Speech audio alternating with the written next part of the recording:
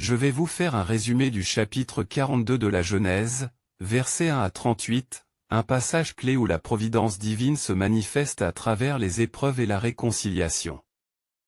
Mes frères et sœurs en Christ, aujourd'hui, je vais vous raconter l'histoire de Genèse 42, où Joseph, autrefois vendu comme esclave par ses propres frères, devient l'instrument par lequel Dieu accomplit un dessein plus grand. L'histoire commence en terre de Canaan, où Jacob, notre patriarche, voit ses fils tourmentés par la famine qui sévit dans le pays. Il apprend qu'il y a du blé en Égypte et, dans son inquiétude de père, il leur dit, « Pourquoi restez-vous à vous regarder les uns les autres ?» Il les exhorte à partir chercher du grain pour éviter la mort.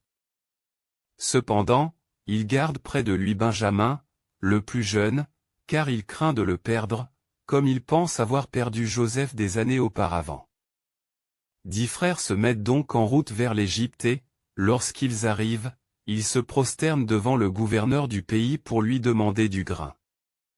Ce gouverneur, c'est Joseph, leur propre frère.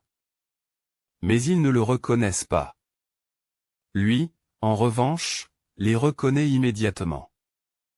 Son cœur est bouleversé, mais il se maîtrise et choisit de leur parler durement, « D'où venez-vous » Leur réponse est simple, « De Canaan, pour acheter des vivres. » Joseph, inspiré par Dieu, leur tend un piège pour sonder leur cœur et leur repentir. Il les accuse d'être des espions venus observer les points faibles de l'Égypte. Troublés et effrayés, ils se défendent, « Nous sommes 12 frères, fils d'un même père. L'un n'est plus, et le plus jeune est resté avec notre père. » Cette révélation touche Joseph, mais il ne se dévoile pas encore. Il leur impose alors une épreuve, pour prouver leur sincérité, ils devront ramener leur plus jeune frère. Entre-temps, il les fait emprisonner 3 jours, les laissant dans l'angoisse et la réflexion. Au bout de ces 3 jours, il leur propose un compromis, un seul frère restera en otage, et les autres pourront repartir avec du blé, mais à condition de revenir avec Benjamin. Face à cette situation, les frères s'expriment en hébreu, pensant que le gouverneur ne comprend pas leur langue. Ils se reprochent alors ce qu'ils ont fait à Joseph des années auparavant, « Nous avons péché contre notre frère. Nous l'avons vu dans sa détresse quand il nous suppliait, mais nous ne l'avons pas écouté. » Ruben leur rappelle même qu'il leur avait dit de ne pas lui faire de mal. Joseph, en entendant ces paroles, ne peut contenir son émotion et s'éloigne pour pleurer. Il choisit ensuite de retenir Siméon et de laisser partir les autres avec du blé. Avant leur départ, il ordonne à ses serviteurs de remettre secrètement leur argent dans leur sac. Sur le chemin du retour, l'un d'eux ouvre son sac et découvre l'argent. Pris de panique, ils craignent d'être accusés de vol. Lorsqu'ils arrivent chez leur père Jacob, ils racontent tout.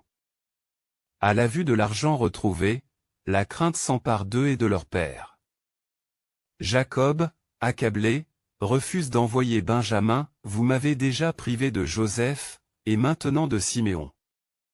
Vous voulez aussi me prendre Benjamin. » Ruben tente de le convaincre, allant jusqu'à offrir la vie de ses propres fils en garantie, mais Jacob s'y refuse fermement. Pour lui, perdre Benjamin serait un chagrin insupportable. Ainsi se clôt ce chapitre, où l'on voit le poids du passé peser encore sur la famille de Jacob. Mais nous savons que Dieu travaille en secret à leur réconciliation. Que cette histoire nous rappelle que, même dans les épreuves, Dieu guide nos pas pour accomplir son dessein d'amour et de justice. Amen.